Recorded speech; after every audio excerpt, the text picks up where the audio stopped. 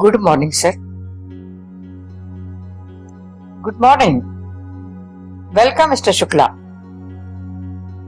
Excise विभाग के वरिष्ठ अधिकारी मिस्टर कक्कड़ ने पीसीएस इम्तिहान पास करके आए नए अधिकारी का गर्मजोशी से स्वागत किया। Thank you sir. खुशी और हालात के क्षणों ने 26 वर्षीय शुक्ला के चौड़े सीने को और फुला दिया। स्टाफ क्वार्टर तो अभी खाली नहीं है, प्राइवेट में ही मकान लेकर रहना होगा आपको। जी सर। फैमिली में और कौन कौन है? जी, मम्मी पापा हैं और 2 छोटे भाई। ठीक है, यहाँ कोई दिक्कत हो तो बतलाइएगा।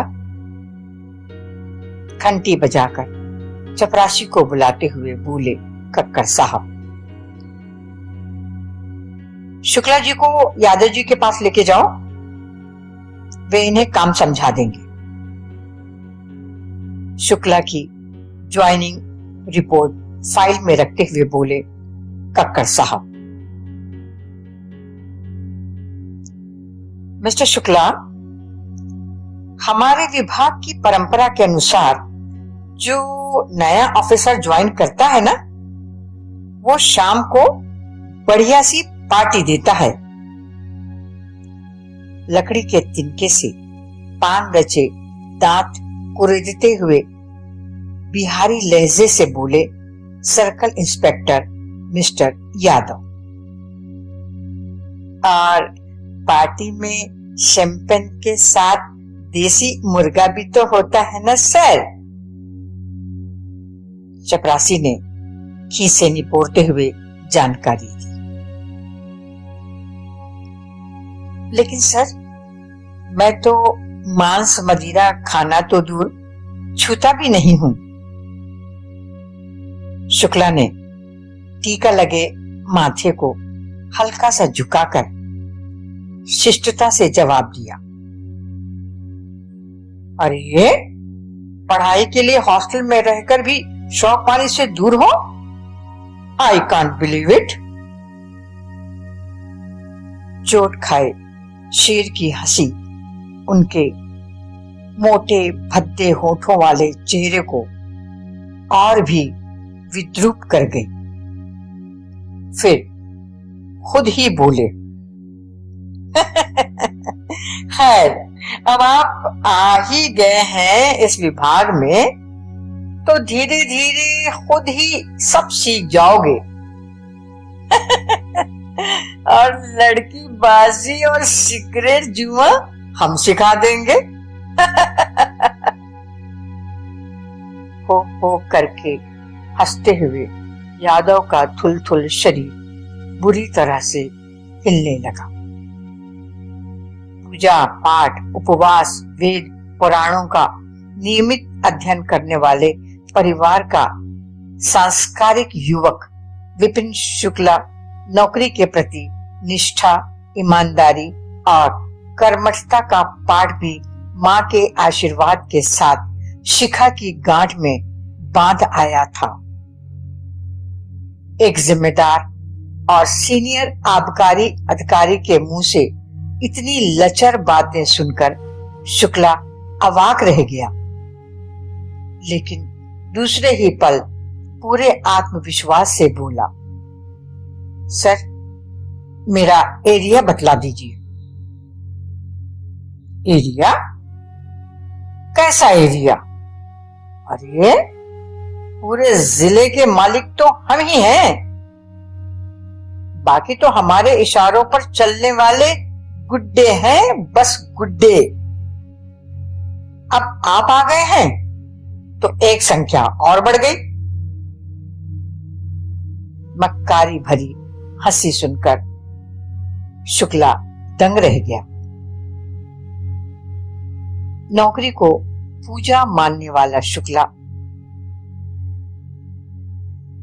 सोचने लगा, क्या यहाँ हुक्म का गुलाम बनकर काम करना होगा? इस तौहीन ने भीतर तक खौला दिया शुक्ला को। मम्मी के शब्द कानों में गूंजने लगे थी। बेटा, हर परिस्थिति में अधिकारी के साथ एडजस्ट करना, वरना हमेशा आरोपों और लांछनों की कटीली बाढ़ से घिरे रहोगे, सार्थक कुछ भी न कर पाओगे। प्राइवेट में एक बेडरूम किचन सेट लेकर रहने लगे शुक्ला तो यादव ने निगरानी के लिए सौदा सुलूफ लाने के बहाने से एक सिपाही शुक्ला के घर तैनात कर दिया, ताकि शुक्ला की गतिविधियों का ब्यौरा भी मिलता रहे और शुक्ला को एहसान के तले दबाया भी जा सके। हफ्ते भर बाद सिपाही ने सैल्यूट ठोक कर तफसील बताई। सर, शुक्ला सर सुबह शाम पूजा पाठ करते हैं, रात को शुद्ध शाकाहारी भोजन लेकर मोटी मोटी किताबों में देर रात तक खोए रहते हैं। हथेली पर रगड़ी खैनी को चुटकी में भरकर होठों के नीचे दबाकर माचिस की तीली से कान खुजाते सुन रहे थे मिस्टर यादव।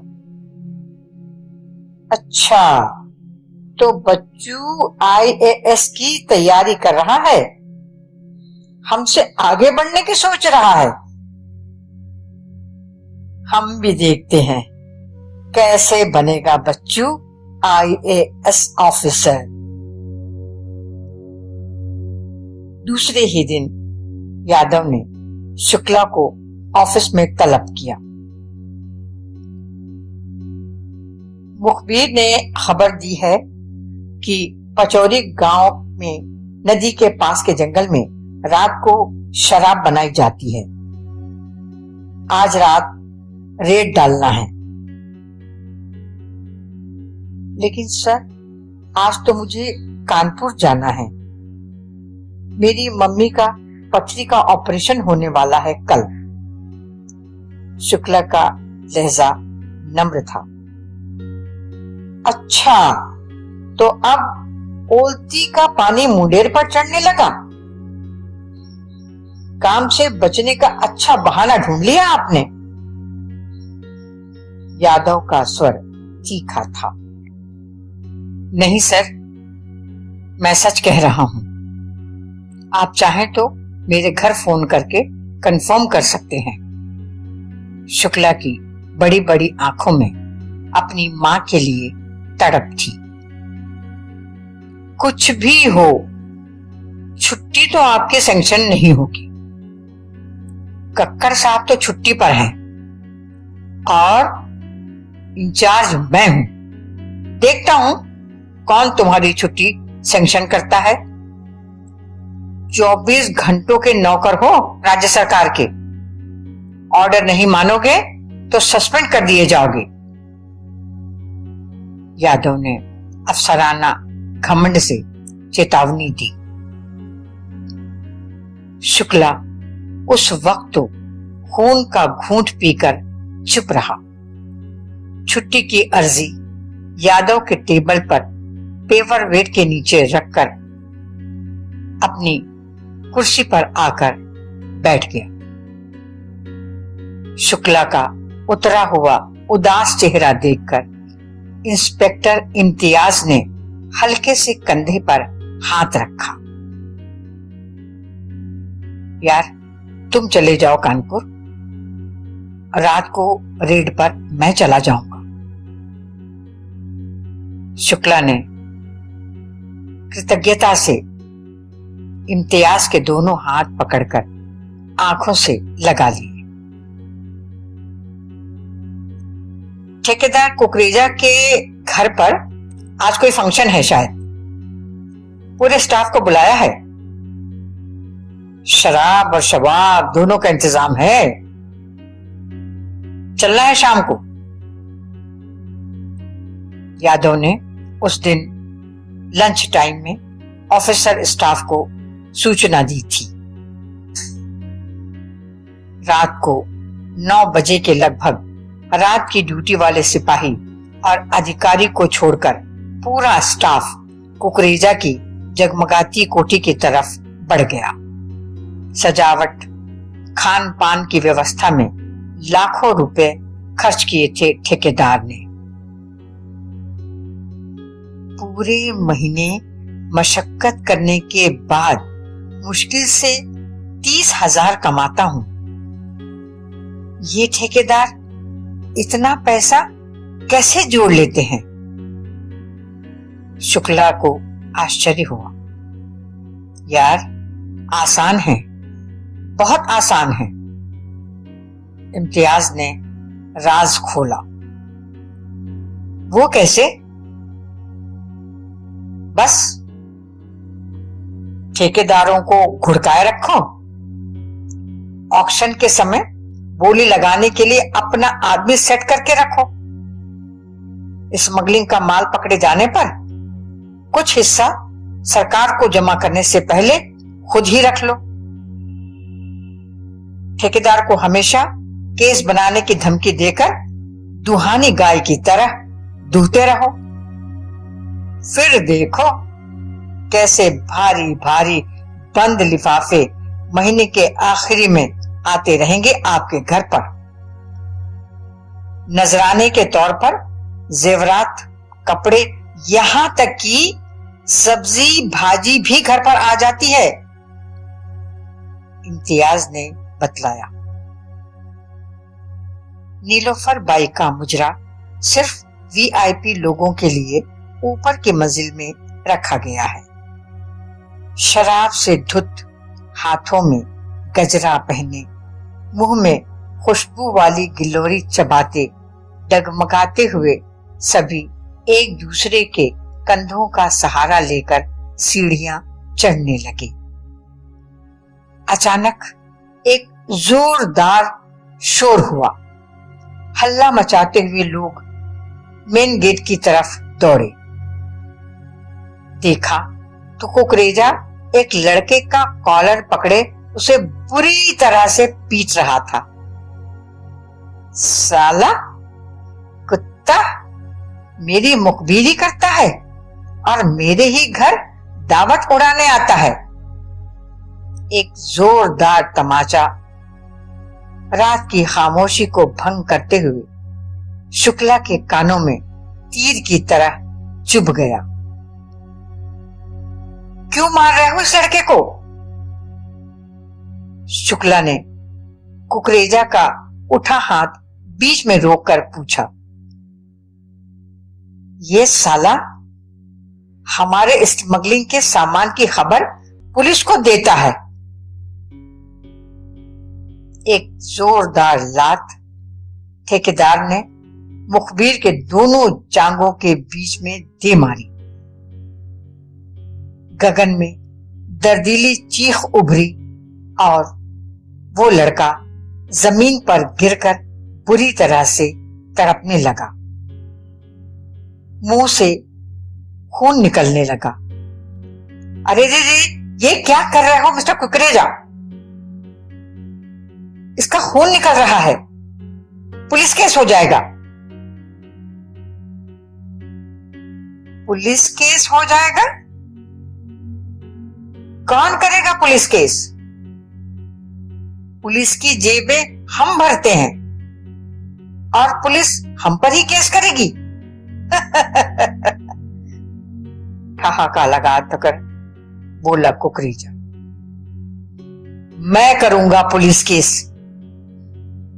मैं नहीं लेता तुमसे हफ्ता। कुकरेजा का हाथ पकड़कर लगभग घसीटते हुए पुलिस वैन में बैठ गया शुक्ला। पुलिस थाने में जैसे ही थाना इंचार्ज ने कुकरेजा को देखा, कुर्सी छोड़कर उठ खड़ा हुआ, दोनों हाथ जोड़कर बोला, अरे सर, आप सुदामा की कुटिया में साक्षात भगवान कृष्ण पधारे। अहो भाग्य, आइए आइए। लेकिन आप शुक्ला सर के साथ में? मैं कुछ समझा नहीं सर। आप मिस्टर कुकरेजा के खिलाफ रिपोर्ट लिखिए। इन्होंने अपने घर में एक नौजवान को इतना मारा है कि वो लहूलुहान होकर बेसुध पड़ा है, वो भी गाड़ी में है। उसका मेडिकल करवाइए। क्या कह रहे हैं आप शुक्ला जी? ये तो हमारे अन्नदाता हैं, भला इनके खिलाफ रिपोर्ट तो? थाना इंचार्ज का स्वर हकला गया। इसका मतलब तनख्वाह तुम्हें कुकरेजा देता है? गुस्से से बोले शुक्ला। देखिए शुक्ला जी, खाकी वर्दी पहनकर हम सरकारी तनख्वाह तो लेते हैं, मगर दूसरी चीजों के लिए तो कुकरेजा जैसे ठेकेदार ही हमारे अन्नदाता बनते हैं। बाकी कमी बेशी दूसरों से उगा लेते हैं। थानेदार की मक्कारी उसकी मोटी मोटी मूंछों के पीछे भी छिप नहीं सकी। उसी समय फोन की घंटी बज उठी। हेलो, डीआईजी बोल रहा हूं। सुनते ही थानेदार कुर्सी छोड़कर सैल्यूट के मुद्रा में खड़ा हो गया। शुक्ला से बात करवाओ। जी सर। शुक्ला जी, डीआईजी साहब लाइन पर हैं, बात कीजिए। थानेदार फुसफुसाया। जय हिंद सर। जय हिंद के बच्चे, कुकरेजा को थाने ले जाकर तूने गृह मंत्री की नींद खराब कर दी। इसी समय उसको घर पहुंचाकर मेरे ऑफिस में रिपोर्ट करो। भद्दी सी गाली देते हुए रिसीवर रख दिया डीआईजी ने। अपमान और भयंकर मानसिक यात्रा सहता हुआ शुक्ला पूरे एक्साइज विभाग में नैतिकता और सच्चाई का कानूनी परचम उठाए बिल्कुल अकेला रह गया था उस दिन। महीने के पहले हफ्ते में शुक्ला ने सिपाही को तनख्वाह लेने बैंक भेजा तो पता चला कि उसकी तनख्वाह जमा ही नहीं हुई है। मम्मी के ऑपरेशन के बाद घर में पैसों की बहुत तंगी आ गई है, छोटे भाई ने फोन पर बतलाया था। पैसे जल्द न पहुंचे तो मम्मी की दवाइयां न आ सकेंगी। सुनकर शुक्ला बेचैन हो गया था। आपने मेरी इस महीने की तनख्वाह क्यों नहीं बनाई? शुक्ला ने हेड क्लर्क से पूछा। इससे पहले कि हेड क्लर्क जवाब देते, यादव ने मोटी फ्रेम का चश्मा आंखों से नीचे उतारकर नाक पर ठहराकर जवाब दिया। मेरे ऑर्डर से नहीं बनाई गई आपकी तनख्वाह। बोलो क्या करोगे? तुमने बिना ऑफिसर की इजाजत के हेडक्वार्टर छोड़ा, प्रशासनिक नियमों का उल्लंघन किया। तुम्हारी कंप्लेन हो गई है और पनिशमेंट के तौर पर तुम्हारी इस माह की तनख्वाह काट ली गई है डीआईजी सर के ऑर्डर से। और अगर सस्पेंड होना है ना तो मुझसे जवाबदेही मांगो। एकदम गुंडई अंदाज से खड़े होकर बेल्ट ढीला करते हुए अहंकार से बोला यादव। यादव सर, अगर मैं सस्पेंड होता हूं तो याद रखिए आप भी सस्पेंड होने से नहीं बचेंगे। गुस्से से उबल गया शुक्ला। मुझे सस्पेंड करने वाले को कलम चलाने के लिए 50 बार सोचना होगा। और अगर किसी ने दुश्मनी निकालनी भी चाही तो इतना कमा लिया है मैंने कि भविष्य की कोई चिंता नहीं है। यादव का घमंड आसमान चढ़कर बोलने लगा। सर, रखे रखे तो खजाने भी खाली हो जाते हैं। इस उम्र में दूसरी नौकरी भी ना मिलेगी। सिर्फ बीए पास है आप। मूंगफली का खोमचा लगाओगे, खोंचा। शुक्ला की आवाज फट गई। और तू क्या करेगा? यादव ने अपनी औकात दिखाई। मैं पोस्ट ग्रेजुएट हूं। कोचिंग क्लास लगाकर अपने परिवार का पेट भर लूंगा। सुनकर यादव की आंखें आग उगलने लगी। You shut up! शुक्ला, मैं बहुत दिनों से तुम्हारी बेजा हरकत को बर्दाश्त कर रहा हूं, लेकिन अब तो पानी सर से ऊपर आ गया है। मेरी आत्मा तो उसी दिन से सुलग रही है जब से तुमने चुंगी पर पकड़ी 10 लाख की चरस को सरकारी खजाने में जमा कर दिया।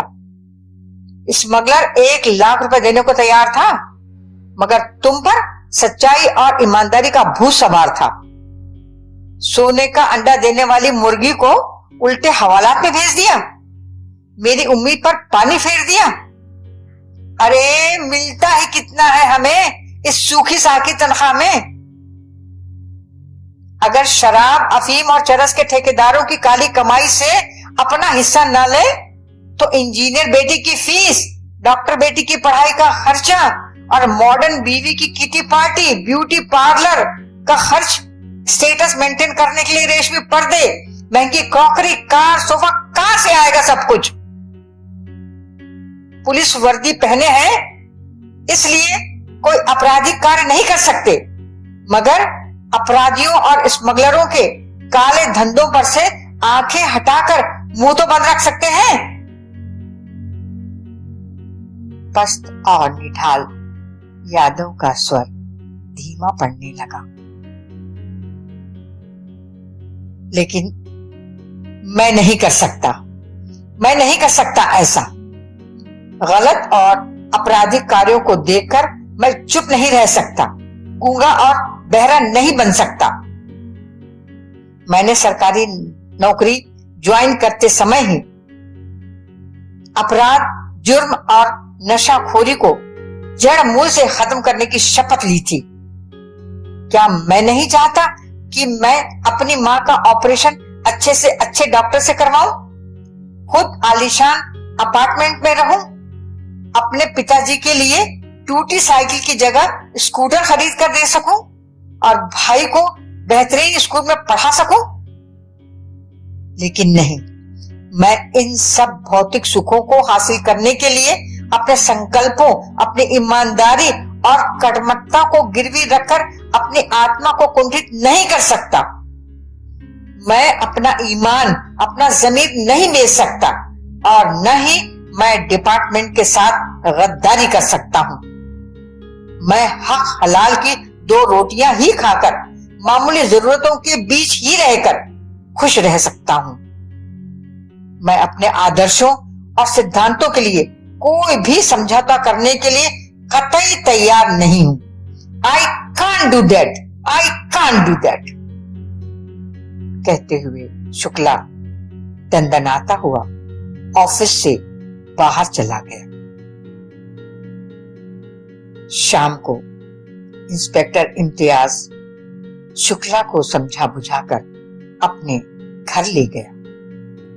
बिना किसी दिखावे और आडंबर के 2 कमरों वाला घर, हंसमुख घरेलू पत्नी, किलकारी मारती छोटी सी बच्ची, वही विभाग, वही पोस्ट, लेकिन इम्तियाज और यादव के जीवन स्तर में जमीन आसमान का फर्क था। खीज और असमर्थता की भट्टी में सुलगते हथेलियों को आपस में रगड़ते हुए शुक्ला की हथेलियां अपने हाथों में लेकर इंस्पेक्टर इम्तियाज ने हमदर्दी से समझाया, शुक्ला जी, दुनिया के ऐशो आराम के लिए अपना ईमान बेचने वाले लोग सही मायने में बुराइयों और लतों के दलदल में गले तक धंसते चले जाते हैं। आप इस जिले के आबकारी विभाग के सबसे ज्यादा पढ़े लिखे और ईमानदार ऑफिसर हैं। आप अपना कीमती वक्त यहाँ क्यों जाया कर रहे हैं? इस कोयले की दलाली में क्यों हाथ काले कर रहे हैं? आपका कैरियर आपकी काबिलियत के मुताबिक होना चाहिए। बिना किसी दबाव के आम जनता की मदद करने वाली नौकरी की कमी नहीं है हिंदुस्तान में। शुक्ला जी, मेरी सलाह पर गौर कीजिएगा। शुक्ला उस रात सो नहीं सका। दूसरे दिन ऑफिस पहुंचकर सबसे पहले आबकारी विभाग के उच्च अधिकारी मिस्टर कक्कड़ के सामने जा खड़ा हुआ IAS का फॉर्म ऑफिशियली फॉरवर्ड करवाने के लिए।